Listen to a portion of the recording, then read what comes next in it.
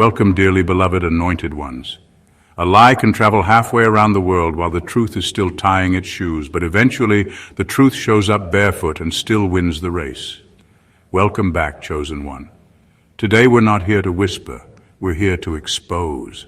Because the debate about you, it's no longer a debate, it's a full-blown mental breakdown for the people who made you the villain in a story you didn't even write. But here's a little fact most people ignore. Psychologists say that people often scapegoat those who expose their deepest insecurities without even trying. And guess what? You didn't try to shake the table. You sat at it and the legs started trembling. For years, you've been the main character in everyone else's argument, the name that caused group chats to explode, family dinners to turn awkward, and co-workers to whisper like high schoolers in cubicles. They obsessed, they argued, they analyzed. But here's the plot twist they never saw coming. You were never the problem. You were just the truth no one wanted to admit walked into the room. And now, even the spectators, the ones who clapped for your downfall and passed the popcorn, they're tired. Not tired of the drama, oh no. They're tired of defending people who can't even keep their stories straight anymore. And let's be real, some folks have spent so long trying to make you the villain, they forgot what the original lie even was. At this point, their narrative has more edits than a toxic ex's Instagram caption, and it's still not believable. So, buckle up, because in this video, we're going to unravel why the tables are turning, why even your critics are exhausted, and why you walking in truth has done more damage to lies than any argument ever could. Get ready. This isn't revenge. This is revelation. And everyone's watching it unfold like a Netflix special they didn't know you were starring in. Let's begin. Number one, they weren't defending you. They were defending the lie they built around you. They weren't defending you. They were defending the lie they built around you. That's the part people don't want to admit. When they were arguing about you at the dinner table, in group chats, behind closed doors, it wasn't because they were confused about who you were. Deep down, they already knew. What they were really trying to protect was the false story they all agreed on. A version of events that painted you as the problem, because that version made them feel better about their roles. To admit you were never the problem, that would have forced everyone to look at themselves. It would have meant admitting they jumped on a bandwagon without asking where it was going. That they ignored red flags, repeated gossip, stayed silent when they should have spoken up. It would have forced them to admit that they believed lies because those lies were more comfortable than the truth. And comfort is a powerful drug. When people realize the story about you doesn't add up, they don't rush to correct it. First, they panic, because now they're faced with the guilt of playing along, the embarrassment of being wrong, and the fear of what else they've been lying to themselves about. That's the real breakdown. That's why people are tired. Not because of you, because of the weight of their own dishonesty finally catching up. You didn't have to prove them wrong. Life did it for you. Consistency, peace, growth, those are things that can't be faked. And people are starting to see that. They're waking up to the fact that the problem wasn't the person they kept dissecting. The problem was the need to dissect you in the first place. Now that the illusion's falling apart, people are finally sitting in the awkward silence of truth. Not because they've become better people overnight, but because they're exhausted from maintaining a lie that never belonged to you, and it shows. Number two, the real drama was never about you. It was the war people were having with their own reflection through you. The arguments about you were never really about you. You were just the surface-level excuse. What was really happening was deeper and way more personal. People weren't fighting you. They were fighting themselves, using you as the outlet. You triggered something in them, not because you were offensive or loud, but because you showed up as something they couldn't explain, authentic, calm, grounded, and hard to manipulate. That energy does something to people who have spent their whole lives pretending. You reminded them of everything they never dealt with. Their insecurities, their jealousy, the parts of themselves they avoid in the mirror. And rather than deal with those uncomfortable truths, they pinned it all on you. You became the villain in a story that had nothing to do with your actual behavior. It's easier to point fingers than to reflect. It's easier to say you're the problem than to admit they've been wearing a mask so long they don't even know who they are without it. You became their projection screen. They dumped all their emotional baggage onto you, then blamed you for the weight. It wasn't fair, but it was convenient. That's why people were so loud about you, not because they knew you, but because they saw themselves in you and it scared them. Your peace made their chaos louder. Your confidence highlighted their self-doubt. Your presence made their masks slip, and they hated you for it. But now the room is quieting down. People are drained. The drama, the gossip, the emotional gymnastics, it's all catching up because you never asked to be in the center of their identity crisis. You just walked in truth, and that truth was a mirror. Not everyone liked what they saw. Now they're realizing it. You weren't the fire starter. You were the flashlight. The fights weren't about what you did. They were about what you exposed. And now the smoke is clearing. People are tired of blaming the mirror for the reflection. Number 3, they weaponized their insecurities and used you as target practice. They didn't come for you because you were harmful. They came for you because you were unbothered. You were steady in a world that thrives on reaction. And when insecure people can't figure you out, they don't just get uncomfortable, they get hostile. They start throwing shade, twisting your words, exaggerating your flaws, or making things up entirely.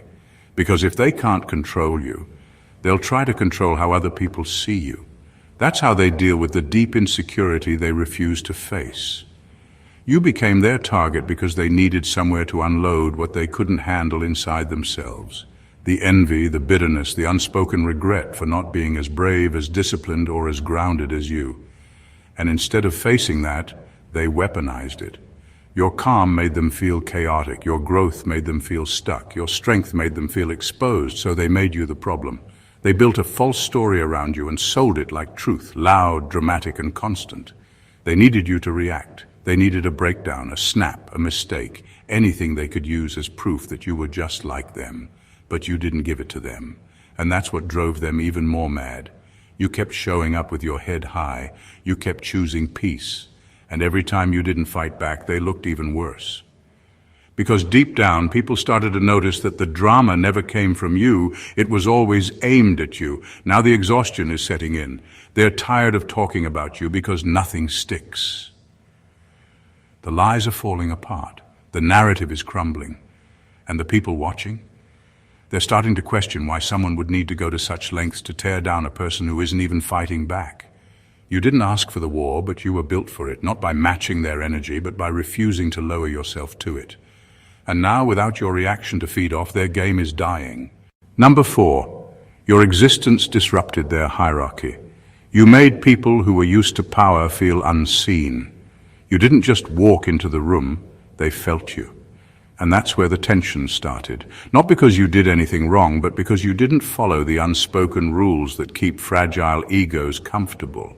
You didn't kiss up, you didn't compete, you didn't beg for a seat at a table you could have built better yourself. And that right there disrupted the entire structure they were depending on to feel important. You weren't loud, but your presence made noise. The kind of noise that exposes the ones who only feel powerful when someone else is beneath them. These people built their identity on being the go-to, the smartest, the leader, the star. But then you showed up, not trying to steal the spotlight, just shining in your own lane. And suddenly they felt like background noise in a space where they were used to being the main voice. That's why they labeled you difficult, arrogant, or antisocial. It was never about your attitude, it was about your autonomy. You weren't playing their game, and that made you impossible to control. They needed you to shrink so they could feel tall again. They needed you to apologize for being whole, but you didn't. You just kept being yourself unapologetically, and that was the real threat. People are only now starting to understand this. They're seeing how those who had titles, influence, or control reacted like children when they couldn't box you in. They see how hard they worked to bring you down when you weren't even trying to climb over them. Your strength exposed their insecurity. Your peace disrupted their power trip. You didn't break the rules. You broke the illusion that they were ever in charge of anything real. Now people are rethinking who's really difficult. Because the one who never asked for power is the one who had it all along. And the ones who needed control to feel worthy. They're being seen for what they truly are. Shaken, not strong. Number 5, you triggered their unprocessed past, and they tried to make you pay for someone else's sin. You didn't hurt them. You reminded them of the hurt they never dealt with, and that's what triggered them. You walked into spaces carrying the energy of someone who had done the inner work, who had faced your darkness, owned your truth, and didn't carry your pain like a weapon. That kind of self-possession is unsettling to people who've buried their trauma instead of confronting it. They saw in you what they were too afraid to become, and instead of being inspired by that, they projected their pain onto you. Suddenly you were too intense, too much, too different. But what you really were was a mirror. And mirrors don't lie. You didn't even have to say much. Your presence alone exposed what they'd spent years trying to hide. The anger they never processed, the abandonment they never addressed, the betrayal they never healed from. They looked at you and saw ghosts from their past, and without even realizing it, they punished you for someone else's crime. That's why the reaction to you was so extreme. The hate didn't match your actions. The gossip didn't match your energy. Because it was never about you to begin with. You were just the placeholder for their pain, a walking reminder of everything they were running from. And instead of turning inward, they lashed outward, toward the safest target they could find, you. But now the fog is lifting. The people around them are starting to notice the cracks in the story. They're seeing that you didn't instigate the drama. You just unintentionally pulled the curtain back. And what was behind it wasn't pretty. It was decades of buried emotion, untouched trauma, and pain looking for a scapegoat. You weren't the villain. You were the reveal. And now the room is waking up to the truth. You didn't cause the wound. You just made it impossible for them to pretend it wasn't bleeding. Number 6, you're not a threat, you're a proof that they settled. You weren't intimidating, you were just unapologetically alive. And for people who gave up on themselves a long time ago, that kind of energy is offensive. You didn't threaten their position, you threatened their comfort. You were living proof that settling isn't survival, it's self-betrayal. And they didn't want to be reminded of that. So instead of owning their choices, they blamed you for being too ambitious, too intense, too different. But the truth is you were just too real for a world that learned to romanticize playing it safe. They watched you move with vision, speak with intention, and walk in rooms like you belonged there, even when nobody offered you a seat. That kind of boldness is magnetic, but it's also uncomfortable for people who traded passion for predictability. Every time you chose growth, every time you stepped out of your comfort zone, every time you said no to a version of life that didn't reflect your worth, you reminded them of a dream they quietly buried and never had the courage to resuscitate. So they mocked it. They criticized it. They called you too much, because they were never taught that too much is exactly what people need when the world has convinced them to shrink. But their issue was never with your drive. It was with the reflection it cast on their own resignation. They settled for less, and you showed them they didn't have to. Now people are tired of pretending the issue is your ambition, your authenticity, your presence. They're starting to realize the problem isn't that you're a threat, it's that you're a mirror. A reminder that life doesn't reward playing small, and that comfort zones eventually rot. You didn't disrupt their peace, you exposed their compromise, and it's getting harder to ignore. Because your life is becoming undeniable proof that settling is a decision, not a destiny, and people are finally asking themselves why they stopped reaching when you never did.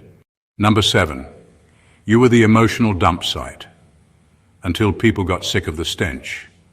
You weren't the problem, you were the placeholder for everyone else's emotional mess. They made you the safe space to dump their dysfunction, their guilt, their jealousy, and their projection, and they did it so effortlessly because you were strong enough to carry it without breaking. But just because you could carry it doesn't mean it was yours to hold. Over time you became the scapegoat, not because you failed, but because your presence made it easier for others to avoid dealing with their own chaos. They knew exactly what they were doing. You were convenient. You were the one who could handle it. You were the one who didn't blow up, didn't fight dirty, didn't stoop, so they piled on. Every miscommunication, your fault, every group tension, your energy, every awkward silence, you must have done something, but the truth is what they blamed on you was just the emotional junk they didn't have the maturity to sort through. You were the emotional landfill for a group dynamic built on dysfunction, and they kept dumping, thinking no one would notice. But toxicity doesn't stay hidden, it builds, it starts to reek. And now, the same people who stayed silent while you were being dragged are stepping back and realizing something stinks. And it isn't you. Because when you finally walked away, the mess didn't disappear. In fact, it got louder. The arguments continued. The mood didn't shift. The peace never came. That's when people started connecting the dots. The common denominator wasn't your presence, it was their behavior. They thought cutting you out would fix everything. But now that you're gone, the dysfunction has no disguise. Even the blind are starting to smell the truth.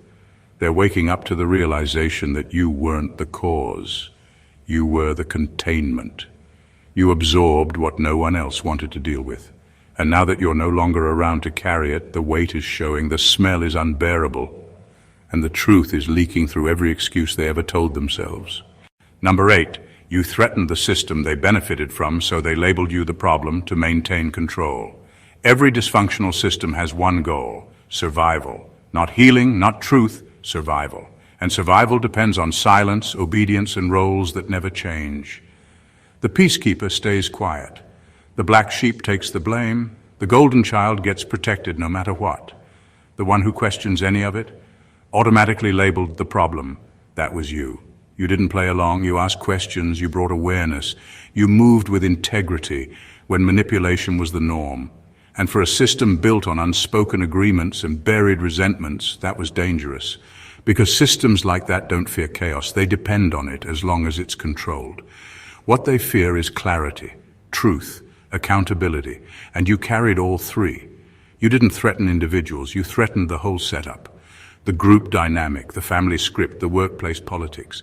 That's why they came for you with such force. It wasn't personal, it was systemic. They needed to isolate you, distort your image, and convince everyone that your presence was the disruption. Because if people started listening to you, the entire structure would unravel, and they knew it. They didn't want things to change. They wanted you to stop noticing, to stop speaking, to stop reflecting their dysfunction back at them. You became too much, too intense or divisive just for naming the things they pretended didn't exist. You weren't attacking anyone, you were refusing to normalize dysfunction, and in systems built on silence, even honesty feels like aggression. But now the illusion is cracking. People are starting to look closer. The ones who played along are noticing that things haven't improved since you left. They've gotten worse. The peace they claimed you were disrupting, it was fake, a performance, and without you around, the script is falling apart. The true manipulators are exposed. The real problem isn't the one who questioned the system, it's the ones who kept it broken and called it normal. You weren't the issue. You were the shift, and the system couldn't survive it. Number 9, people realized they've been mentally exhausted from trying to keep up lies about you. For years, people invested more energy defending a false story about you than facing their own reality. It wasn't just the fights or the drama, it was the constant mental acrobatics they had to perform to keep the lie alive. Every conversation about you required bending facts, erasing truths, and spinning narratives that made them feel justified. It became exhausting, like running on a treadmill set too fast, never getting anywhere but completely worn out. They kept rewriting the script, aligning themselves with anyone who would help paint you as the villain. It didn't matter if those allies were toxic or dishonest. As long as it kept the story alive, they clung to it. But beneath the surface, this constant effort ate away at their peace. The energy it took to sustain that deception drained their spirit, clouded their judgment, and fractured their own sense of truth. Now, as time passes, the weight of those lies is catching up with them. The mental strain, the emotional toll, and the spiritual depletion can't be hidden anymore. They realize they spent years locked in a battle not with you, but with their own unwillingness to face the truth that you were never the problem.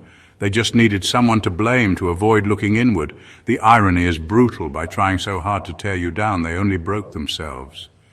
The mental exhaustion is a silent confession that the narrative was built on sand. The lies that once gave them a false sense of control are now the chains that hold them back. And as they begin to acknowledge this fatigue, there's a dawning awareness that all the effort was wasted on a war they never needed to fight. They're burned out not because of you, but because they refused to be honest with themselves. And that realization is the first step toward a freedom they never thought possible, one that doesn't involve dragging you through the mud to feel better about their own reflection. Number 10, you disrupted the emotional economy you gave without needing to take. You walked into a room where emotions were currency, where every connection came with a price tag and every smile had strings attached. People traded favors, validation, and loyalty like stocks. constantly calculating what they owed and what they could get in return. But you played a different game. You gave without expectation, offered kindness without keeping score, and showed up without needing permission or proof of worth. That unsettled everyone. They hated you not because you were naive, but because you weren't transactional. You didn't ask for handouts, praise, or recognition. You didn't hustle for status or scramble for a piece of the emotional pie. You simply gave your time, your energy, your attention, because that's who you were, not because you wanted something back. And in a world obsessed with balance sheets and favors owed, that kind of generosity looked like a threat. People addicted to power games thrive on control. They make sure everything is a trade-off so they can manipulate who gets what and when. But you broke that pattern. You disrupted their emotional economy by being a spiritual donor, a rare breed who gives freely, not out of obligation, but from genuine abundance. That exposed the emotional dealers for what they were: transactional, hungry, and insecure. Now everyone's starting to see who's genuinely wealthy and who's just been running a game. Your quiet generosity shines like a spotlight on the greed and calculation lurking beneath the surface. It's why they tried to discredit you, label you as too much or unrealistic, because your presence made their power plays look small and empty. You're not here to play their games or collect IOUs. You're here to give, to uplift, and to remind everyone that true strength lies in abundance, when you can give without needing to take. And that kind of wealth? It's impossible to fake. Number 11, they built a circus around you because they couldn't match your stillness. You stayed calm while they lost their minds. You didn't shout, didn't argue, didn't scramble for attention. Your silence wasn't weakness, it was a refusal to engage in their spectacle. But that made them desperate. They couldn't handle the fact that you weren't reacting the way they wanted. So they built a whole circus around you, throwing shade, spreading rumors, igniting conflicts, all to shake you out of your stillness. They thought if they made enough noise, if they spun enough stories, if they turned the spotlight on you, you'd crack. But you didn't. You stood steady, unshaken. The chaos was theirs, not yours.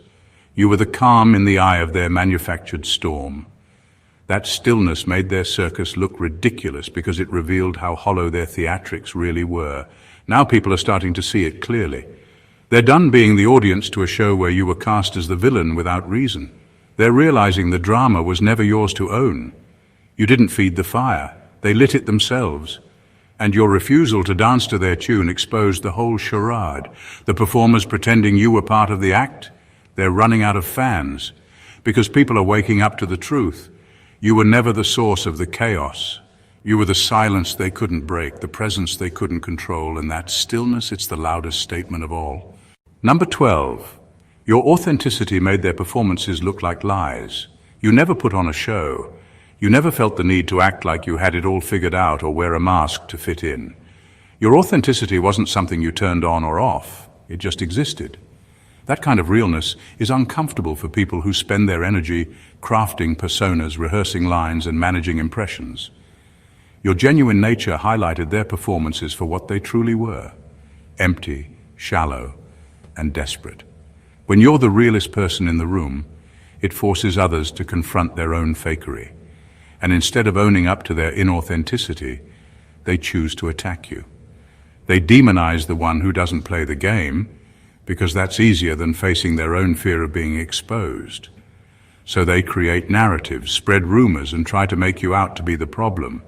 But what they're really protecting is their carefully constructed stage presence, the image they want everyone to believe.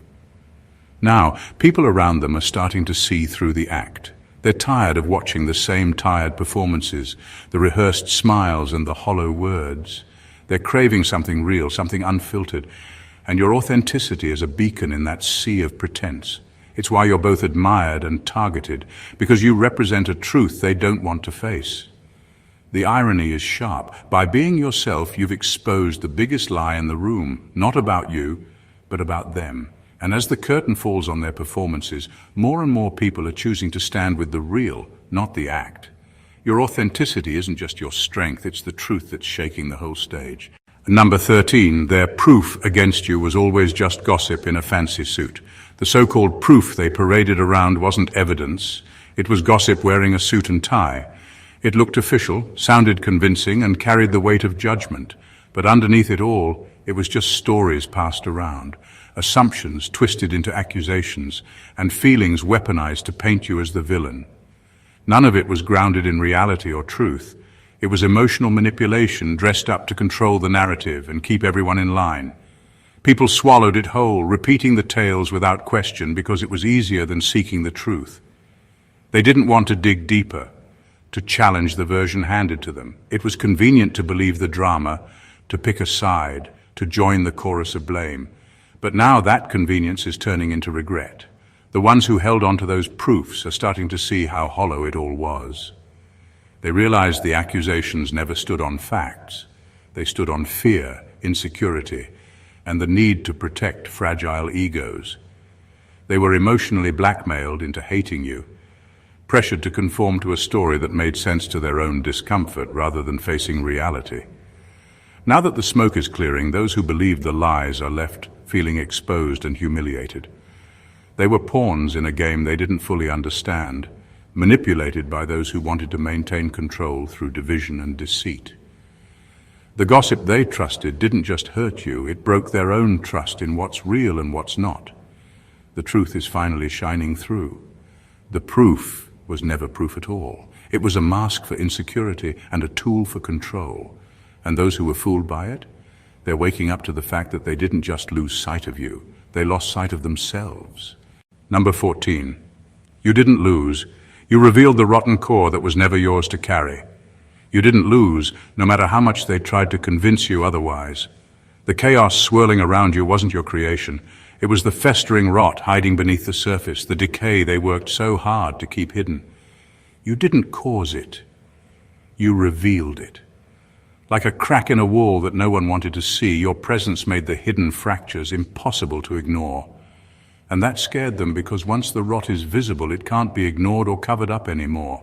You became the mirror reflecting their ugliness, the spotlight exposing their lies. And for a long time they tried everything to silence you, to push you out, to make you the problem, to convince everyone that you were the source of the mess. But you held steady. You didn't take on their decay, you showed it for what it was. That took strength, and it shook the foundations of their control.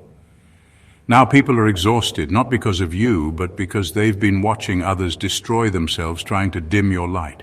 They're done with the games, the blame, and the manipulation. The exhaustion comes from seeing the truth too long ignored, and the pain caused by keeping the lie alive. But that exhaustion is also the sign of awakening. The spell that kept everyone trapped in denial is breaking. The real is rising. People are beginning to see the difference between those who carry truth and those who hide behind illusions. Your light, once a threat, is now a beacon, and the world can't help but notice when the realness breaks through the noise.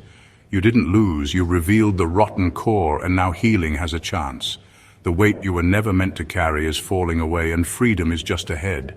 In a world that desperately clings to illusions, you have been the unwavering truth that refuses to be silenced. The chaos, the accusations, the endless drama, they were never reflections of your worth or your character. They were symptoms of a deeper sickness, a broken system struggling to protect its fragile foundations. But here's the extraordinary reality. You didn't break. You didn't buckle under the weight of their projections or their desperate attempts to rewrite your story. Instead, you became the mirror that shattered their carefully constructed facades. People are finally waking up. They see now that the battles weren't about you at all. They were about preserving comfort zones built on fear, control, and denial. Your presence challenged all of that. You forced a reckoning with the uncomfortable truths they'd long avoided, and though it felt like a lonely fight at times, it was never yours to fight alone. The exhaustion, the confusion, the anger. They were collective wounds being brought to light by your courage to simply be. What you've done is nothing short of revolutionary. You've disrupted toxic cycles and revealed the cracks in the foundations that others relied on for stability. You exposed the emotional debt that was unfairly placed on your shoulders and showed what it means to give freely without needing anything in return. You embodied authenticity in a world drowning in performance, and you stood still when everyone else created storms. Now the tide is turning, the narrative is shifting, and the real story, your story, is finally being recognized. The ones who once labeled you as the problem are now grappling with their own reflections. The exhaustion of maintaining lies is giving way to the clarity of truth. And through it all, your light only grows brighter. You are not the problem. You are the awakening. And as the spell breaks and the real rises, your journey becomes the blueprint for those ready to step into their own power. So hold your ground, knowing that what you've endured was never a defeat, but a profound victory. One that clears the way for freedom, healing, and a future where truth can no longer be ignored. The world may have tried to dim you, but you were born to shine. If this message hit home and shook something inside you, don't let it stop here. Hit that subscribe button and join the movement of truth seekers and real ones rising above the noise. Like this video to show you're done playing small. Comment below with your own story or thoughts. Let's build a community where honesty wins, and most importantly, share this with someone who needs to hear it too. Together, we're breaking the cycle, exposing the lies, and shining brighter than ever. Your voice matters, so make it heard.